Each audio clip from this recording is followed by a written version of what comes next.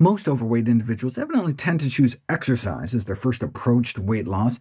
When unrealistic hopes clash with reality, the disappointment may lead to an abandonment of weight loss efforts altogether as an exercise in futility, no pun intended.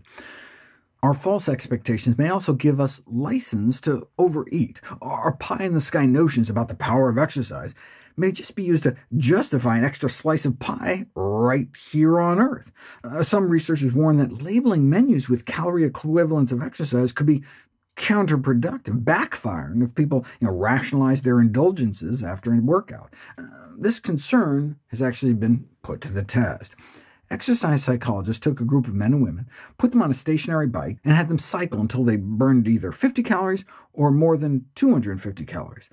Unbeknownst to them, the researchers manipulated the machines to give false readouts, such that in actuality both groups burned the same number of calories. They just thought they burned more or less.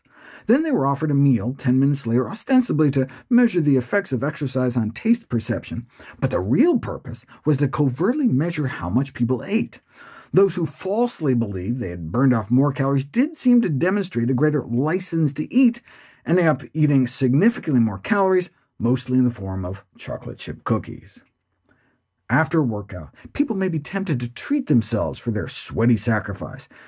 To prevent this knee-jerk reaction from undermining our efforts, we should strive to make exercise less of a chore. In a paper entitled, "Is it Fun or Exercise? The Framing of Physical Activity Biases Subsequent Snacking," a study is described in which individuals were randomized to the same amount of physical activity, but just described differently. Half were told they were going on a scenic walk, and the other half were told they were going on an exercise walk. Afterwards, researchers covertly measured how much dessert everyone took at a subsequent meal. Those in the movement as exercise group reportedly served themselves about 35% more chocolate pudding than the movement as fun group. This is all the more reason to choose activities that are enjoyable, such as walking with friends, or while listening to music, or watching a video on the treadmill. Reframing exercise as play rather than work may not only make for a more sustainable regimen, but may make us less likely to consciously or unconsciously feel the need to later reward ourselves at the buffet line. Even just thinking about exercise may compel people to eat more food. Those randomized to simply read about physical activity went on to serve themselves nearly 60% more M&Ms than those in the control group, adding up to hundreds of extra calories. The researchers concluded simply imagining exercise leads participants to serve themselves more food. Expending energy through exercise may not just psychologically predispose us to eat more, but may physiologically make us hungrier. We evolved in the context of scarcity, so our body places great value on rapidly replenishing lost fat stores. This helps explain why the average weight loss with exercise training is only 30% of that predicted based on the number of extra calories burned.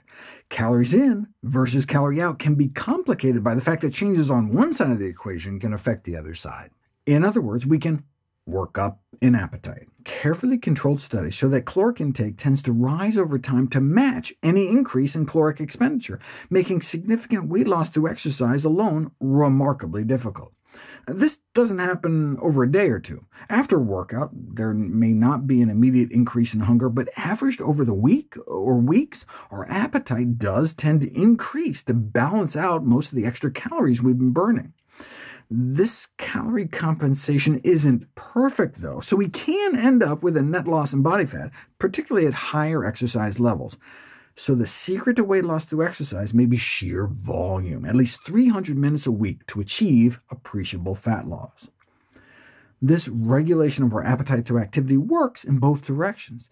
Just as there exists a higher level of exercise where we can start to outpace our appetite and lose weight, there's a lower level of exercise where our body loses the ability to sufficiently downgrade our appetite and we gain weight. This sedentary zone, where our appetite becomes uncoupled from our activity level, appears to start at around 7,100 steps a day. So let's say you start out as a really active person, chowing down on nearly 2,900 calories a day, and for whatever reason have to cut back on exercise. You'd think you'd gain a lot of weight, but you're surprised that you don't. Basically no increased odds of gaining significant body fat. what happened? With your drop in exercise came an inadvertent drop in appetite. But there's a limit to how far our appetite can drop. Once you cross that threshold, once you dip below logging at least 7,100 steps or so a day on your pedometer, your appetite doesn't slow much further to match, and the pounds can start to pile on. Your body tries to keep your weight steady by adjusting your appetite, but we just weren't designed to handle such extreme low levels of movement that sadly characterizes most of the U.S. population.